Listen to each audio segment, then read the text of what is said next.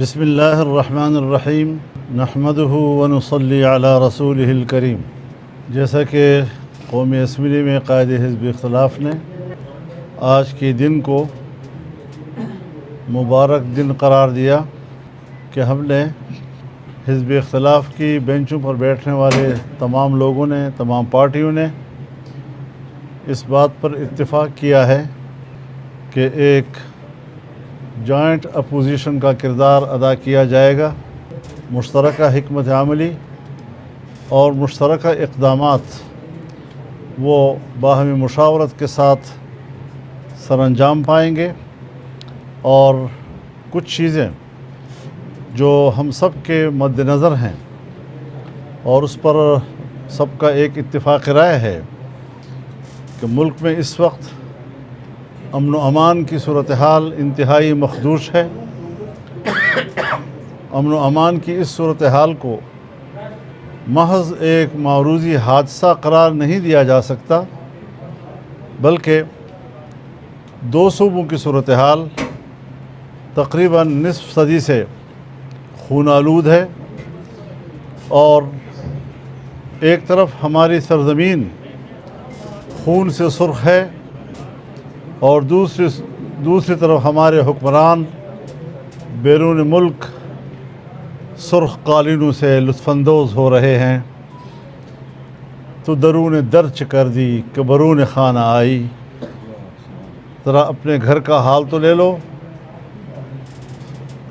اندر کی ساری کمزوریوں کو بیرونی اسفار اور لال قالینوں سے نہیں چھپایا جا سکتا۔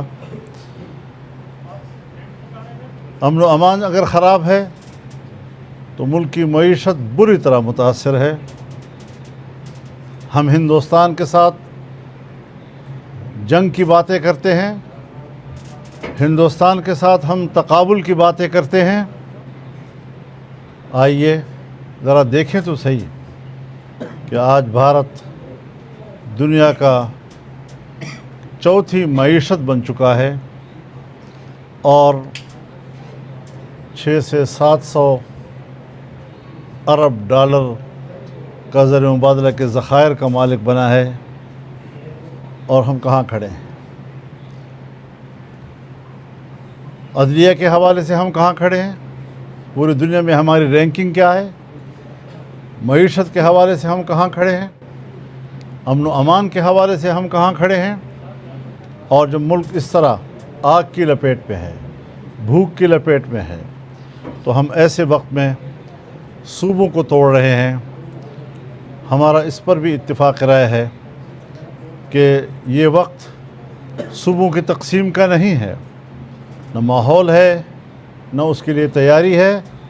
البتہ بد اعتمادی بڑھے گی کہ ایک زمانے سے 18ویں ترمیم مقتدرہ کی حلق کا کانٹا ہے، اسے ہر قیمت پر NFC ایوارڈ کو ختم کرنا ہے، اور صوبوں کے جو وسائل ہیں، معدنی ذخائر ہیں، ان کو اپنے گرفت میں لینا ہے۔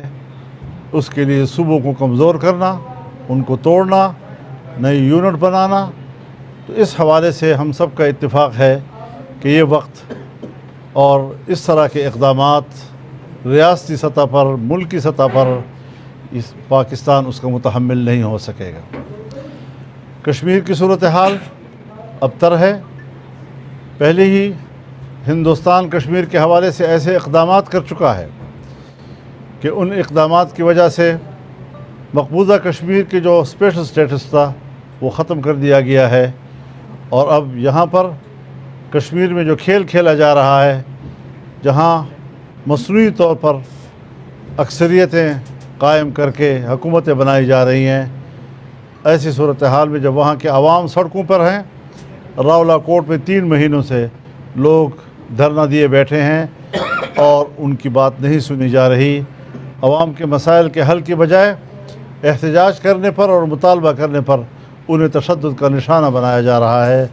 اس قسم کے اقدامات، اور پھر ہمارے ملک میں سیاسی قیدی جیلوں میں ہیں، ان سیاسی قیدیوں کی رہائی کے لیے کوئی وجوہات نہیں ہے کہ ملک کے جیلیں جو ہیں وہ سیاسی قیدیوں سے بھری پڑی ہوں، उस हवाले से भी हमारा इत्तेफाक है कि कैदियों की रिहाई होनी चाहिए और मुल्क का सियासी माहौल सही करना चाहिए।